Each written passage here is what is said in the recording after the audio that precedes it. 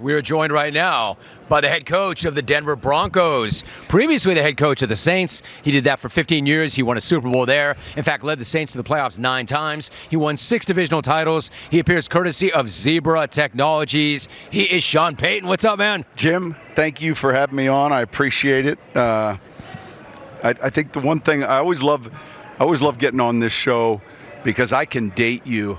And my first... I'm married, bro. You can't. No, but I can date you from a time element. My first coaching job ever were in the late 80s, early 90s at San Diego State. And it was the mighty 690. And I just have the radio set in my little Volkswagen Jetta.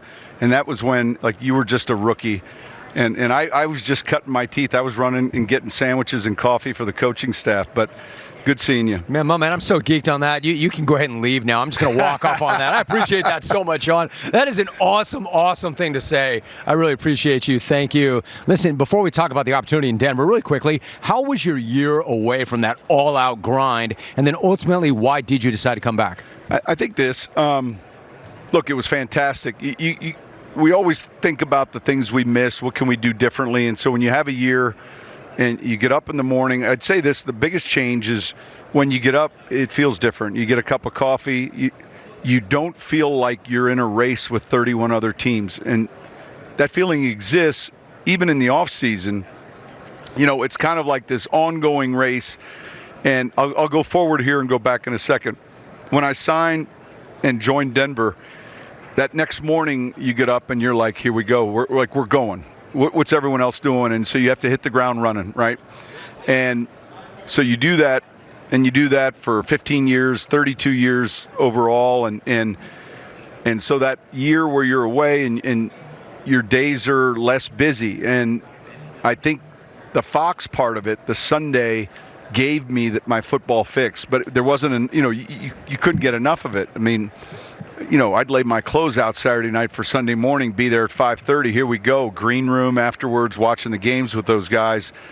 And it almost wasn't enough because I struggle without the itinerary. Like, I need the structure, man. Yeah, that's all we're grind. Yeah, structure. We're products of it, though, a little bit. And so when that goes away, my wife's looking at me like, this isn't going to work. Yeah, old man, when are you going back to work? What's going on here? So really quickly, like, I would imagine in the beginning it's awesome, right? In the beginning, it's awesome. You get up, you swing the golf clubs, you do whatever the hell you want. A lot of golf, right. But you can't do that for the rest. Well, you could. No, but not you. It's not sustainable, though. No, it really right. isn't. So if it's really cool in the beginning, at what point was it no longer cool, and did you miss that grind and say, I need this life? I think when you watch the games, and we broadcast or televise the games, and you're in those rooms, and you realize that, all right, like, this is something I want to do. I'm talking about Fox,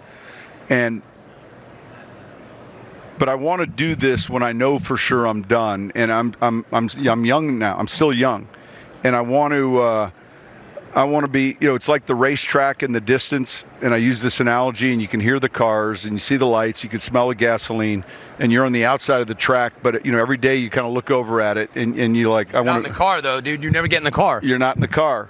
And so I think that most importantly, is there the right team, and when I mean, people are asking about this, it's simple. It's ownership. It's front office, triangle, head coach.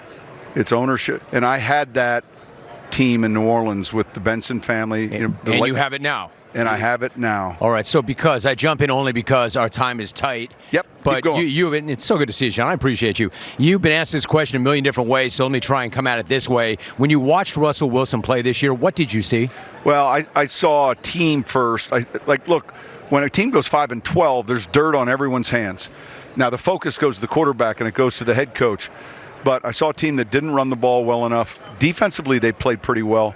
And I think the things that you got to focus on are his strengths. And I didn't see an offense that fit what he was trying to do. I saw an injured team on offense, in fairness to the process. But I know I have a guy that's going to work his tail off. I know that about him. He lives down in Del Mar, a few miles away from Breeze, and Drew's been like, buddy, when are you making this decision? He's wearing me out, And so, but to answer your question, though, study closely the things that help quarterback play, and that's good defense, good running game. They had that in Seattle.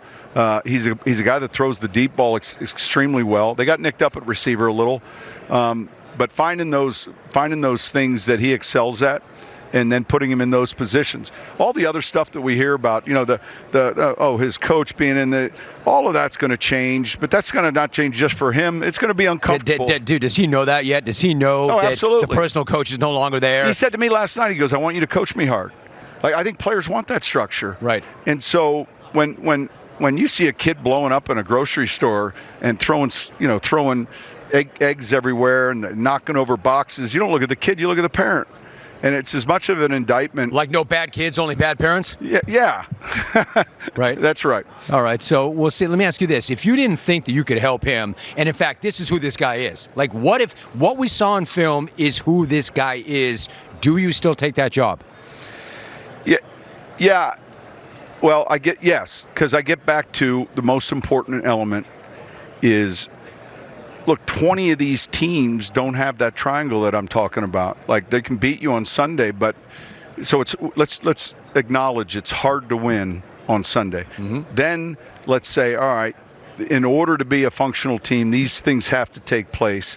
Then everything else will fall into place. When I went to New Orleans and it was different, it was 06 post-Katrina, we didn't have a quarterback in place. We had the second pick of the draft. We were looking at Cutler, Leinart, and Vince Young. Huh. And then Breeze became available, and then we drafted Reggie. So you can begin at least functioning. But if there's an owner walking in saying, well, I want to draft Johnny Manziel, then that's a bad job. Oh, man. There's got to be alignment. Tell me about Zebra Technologies. What are you doing with these folks? Well, we've been 6 years together. The league's been with Zebra for 9 years. And so they're the barcode company that when we go to the grocery store, we go to Walmart, and we scan our products.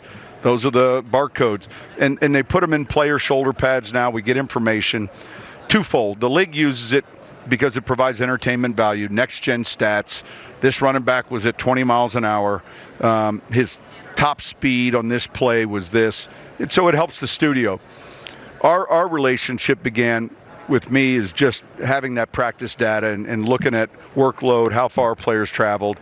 If I have the barcodes in the shoulder pads and I have a scanned field, I can kind of get some information otherwise I never had. So the chips in the football, all of it. I was going to say, now let's put a chip in the football. It exists. To help the officials. Listen, so when I watch an NBA game, and I don't watch many, all right, the buzzer goes off, we hear it, we see the 0-0, and then the backboard lights up. Red, right. We see it. And then all we have to do is look where the ball is to the hand. And we say it got off or it didn't, right? And so the chip on the goal line, light the goalposts up, the official just has to look at the knee. Right now he's got to look at the knee, and half the time, half the time there's not an angle to see where the ball is because it's a handoff through the middle of the defense. Sure. So I'd love to be able to see, hey, boom, this is coming. I mean, it's easy to do. It may cost a little bit but the simple line to gain and the chip in the ball is something that could take a lot, because our job is to really, how do we make the official's job easier? Sure. And we have the ability to do that. The technology is there. Sean Payton, my guest. Sean, so good to see you. I appreciate you. I appreciate you. I appreciate you starting the show the way you did. Good luck in Denver. Hopefully we can do it again soon. Absolutely, brother. Appreciate you. So good to see you, man. Great seeing you. Sean Payton joining us. I love that first story. That was amazing. Right off the top. I'm telling you, man, Mighty 690, he knows.